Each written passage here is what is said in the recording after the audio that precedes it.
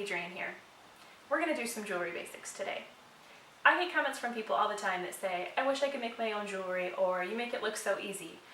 The thing is, I don't think it's really as difficult as what people think it is. It's just intimidating if you've never had somebody sit down and show you what the basic tools, findings, and techniques are. So we are going to make a simple bracelet today out of connectors and chain, and it's going to use all the basic tools and some of the basic findings. I'm going to show you how to use them and get you going in no time. Come on, take a look.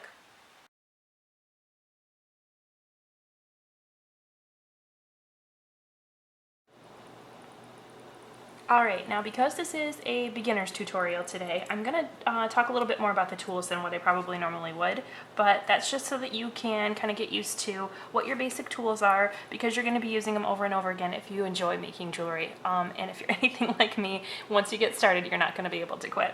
What we're using today is we're going to be using connectors for the main part of our bracelet. We're going to be using chain. This is 5mm chain. It's kind of a stamped chain, so it's got a little bit of a texture to it. You got your basic tools, and I'll talk about those in just a minute. We've got a clasp. You can use any kind of clasp that you like. Personally, I like a lobster clasp. I think they are easier to put on and take off, and they're nice and secure. And we're going to be using some 4mm jump rings. You can use other sizes as well. I like 4mm because it's nice and small, but hey, it's your bracelet. It's up to you. And honestly, if you've got something different in your stash already, you can usually make it work. So I'm going to just set this aside just so I've got a little bit more room to talk about this. If you buy a basic set of pliers, you're going to get 3 pieces usually.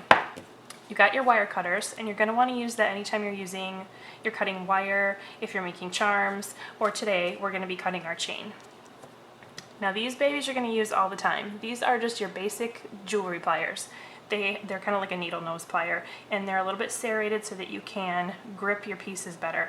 I use these for probably every single project that I make. Another one that will probably come in your set, you may not use these a lot to begin with, but you will need them.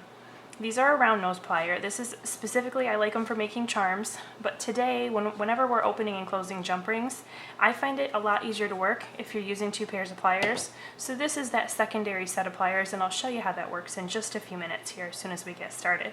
So you may think that they look kind of funny, but these are going to be an important tool as well, but kind of secondary to your normal pliers. Now I went ahead and took these off the card. This was a nice 3-pack that was kind of fun. So you can, if you buy these supplies, you can make some up for friends, make some up for gifts. That's kind of fun. And one thing I want to talk about when we talk about jewelry making, anytime you're adding a clasp to something, you're going to be adding a little bit of length to it. So what you want to start out doing, and this is just kind of me eyeballing it, this is how I make the majority of my own personal jewelry.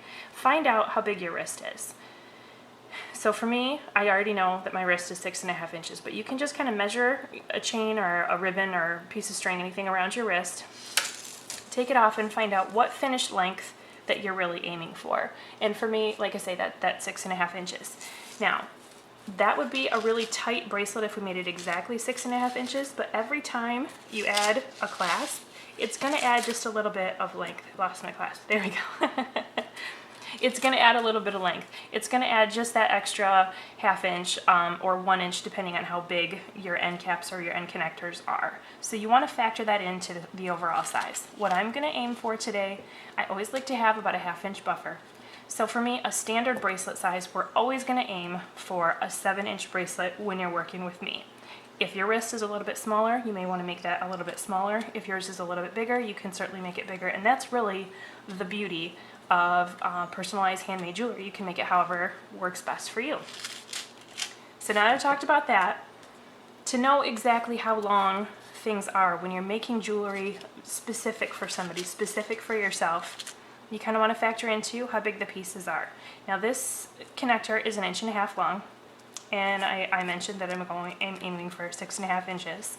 So that means that I need to use 5 inches of chain today. So let me get my ruler out.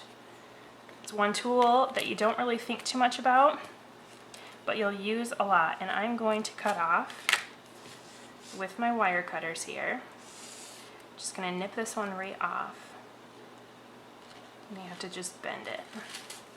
And this is what I was talking about with sometimes with these extra pliers coming in handy. I'm just going to take that right off.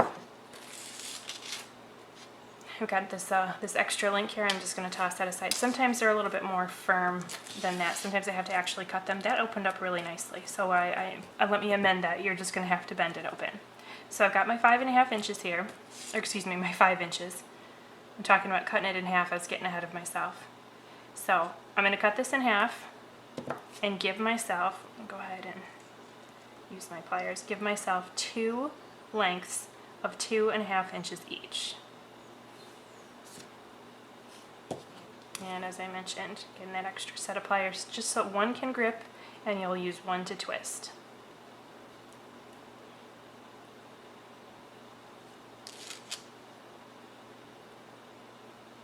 And I'm going to keep this, just close it right back up here. So as it turns out, we're not going to be using the wire cutters at all today, but it depends entirely on your chain.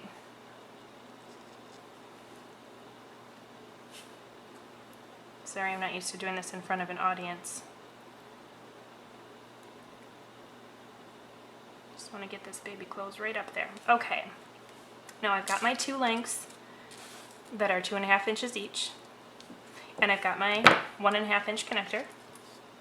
I've got my jump rings. I pre-opened a couple of these just to make things faster because we're working on video today. You don't need to see me struggling just like that last one for every single one. But I want to talk about how to open a jump ring. And they're all going to be, they're just basically a circle of wire, and they've all got a little opening. What you want to do is you always want to twist those open. I don't know how well you can see this. Let me see if I can focus just a little bit better on this for you.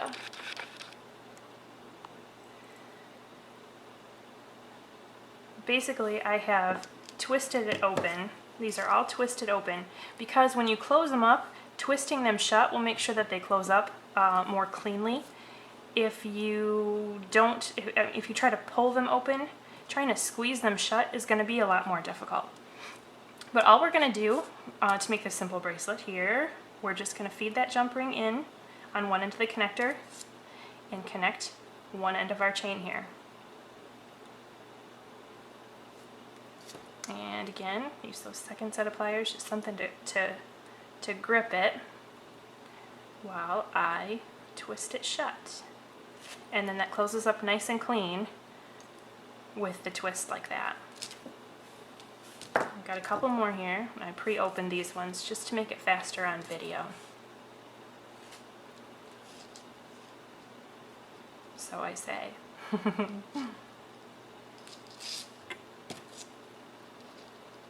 Connect this end on. You're going to stabilize it with the pliers here and just twist that one shut. So now we have a 6.5 inch length that's going to be the main portion of our bracelet. All we have to do now is connect a clasp to the bottom side so that we'll be able to open and close it for ourselves.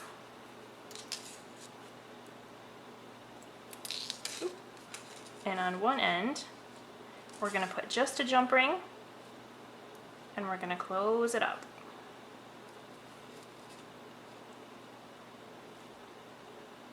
Get that nice and tight. And on the other one, the other side is going to need an actual clasp. So grab my jump ring here, feed that through my chain. I'm going to add that clasp on, grab it with the pliers here, and then twist it shut. Hold it with one side, and then just twist it shut. So now, you've got your clasp that will just connect onto that end, and you've got a finished bracelet.